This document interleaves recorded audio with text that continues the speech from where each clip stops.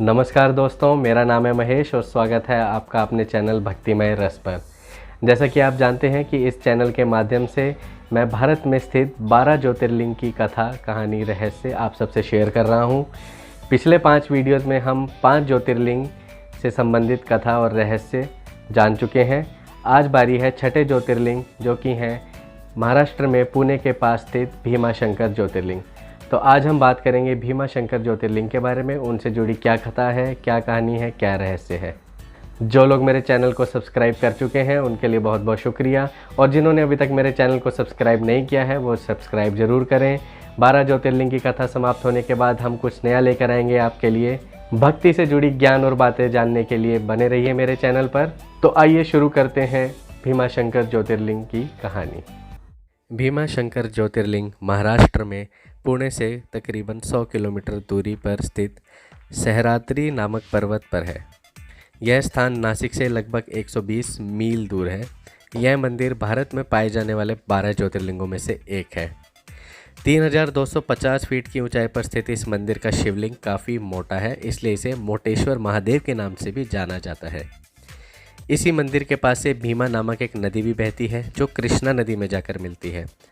पुराणों में ऐसी मान्यता है कि जो भक्त श्रद्धा से इस मंदिर में प्रतिदिन सुबह सूर्य निकलने के बाद 12 ज्योतिर्लिंगों का नाम जपते हुए इस मंदिर के दर्शन करता है, उसके 7 जन्मों के पाप दूर होते हैं तथा उसके लिए स्वर्ग का मार्ग भी खुल जाता है।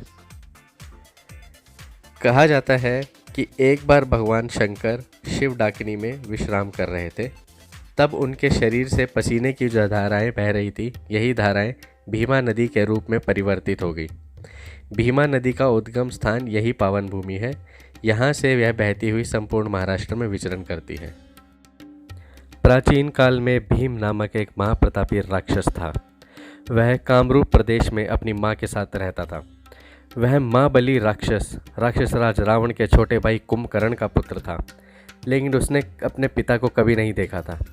उसके होश संभालने से पहले ही भगवान राम के द्वारा कुंभकर्ण का वध कर दिया गया था। जब वह युवावस्था को प्राप्त हुआ, तब उसकी माता ने उसे सारी बातें बताई कि उसके पिता का वध कैसे और किसने किया था। भगवान विष्णु के अवतार श्री रामचंद्र जी द्वारा अपने पिता के वध की बात सुनकर वह महाबली राक्षस अत्यंत क्रुद्ध हो उठा। अब वह निरंतर भगवान श्री हरि के वध का उपाय सोचने लगा। उसने अपने अभीष्ट की प्राप्ति के लिए 1000 वर्ष तक कठिन तपस्या भी करी। उसकी तपस्या से प्रसन्न होकर ब्रह्मा जी ने उसे लोक विजयी होने का वर दे दिया। अब तो वह राक्षस ब्रह्मा जी के उस वर के प्रभाव से सारे प्राणियों को पीड़ित करने लगा। उसने देवलोक पर आक्रमण करके इंद्र आदि सारे देवताओं को वहां से बाहर निकाल दिया। पूरे देवलोक पर अब भीम का अधिकार हो गया था। उसके बाद उसने भगवान श्री हरि को भी युद्ध में परास्त किया। श्री हरि को पराजित करने के पश्चात उसने कामरूप के परम शिव भक्त राजा सुदक्षिण पर आक्रमण करके उन्हें मंत्रियों, अनुचरों सहित बंदी बना लिया। इस प्रकार धीरे धीरे उसने सारे लोगों पर अपना अधिकार जमा लिया था। भीम के अत्याचार की भीषणता से घबराकर ऋषि मुनि और देवगण भगवान शिव की शरण में गए और उनसे अपना तथा अन्य सारे प्राणियों का दुख कहा। उनकी यह प्रार्थना सुनकर भगवान शिव ने कहा, मैं शीघ्र ही उस अत्याचारी राक्षस का संहार करूँगा। उसने मेरे प्रिय भक्त कामरूप नरेश सुदक्षिण को भी सेवकों सहित बंदी बना लिया है। वह अत्याचारी असुर अब और अधिक जीवित रहने का अधिकारी नहीं रह गया है। भगवान शिव से आश्वासन पाकर ऋषि मुनि और देवगण अपने अपने स्थान को वापस लौट गए। इधर राक्षस भीम के बंदीगृह में पड़े राजा सुदक्षिण ने अपने भगवान शिव का ध्यान किया। वे अपने सामने पार्थिव शिवलिंग रखकर अर्चना कर रहे थे। ऐसा करते देख क्रोधवश राक्षस भीम ने अपनी तलवार से उस पार्थिव शिवलिंग पर प्रहार किया, परंतु उसकी तलवार का स्पर्श शिवलिंग पर नहीं हो पाया। उसके भीतर से तुरंत ही साक्षात शंकर जी वहां प्रकट हो गए। उन्होंने अपनी हुंकार मात्र से उस राक्षस को वहीं जलाकर भस्म कर दिया। भगवान शिव जी का यह अद्भुत कृत्य देखकर सारे ऋषि मुनि और देवगण वहां एक होकर उनकी स्तुति करने लगे। उन लोगों ने भगवान शिव से प्रार्थना की कि हे महादेव, आप लोक कल्याण के लिए सदा के लिए यही निवास करें। यह क्षेत्र शास्त्रों में अपवित्र बताया गया है। आपके निवास से यह परम पवित्र पुण्य क्षेत्र बन जाएगा। भगवान शिव ने सबकी यह प्रार्थना स्वीकार कर ली। इसलिए वहाँ वो ज्योतिर्लिंग के रूप में सदा के लिए निवास करने लगे।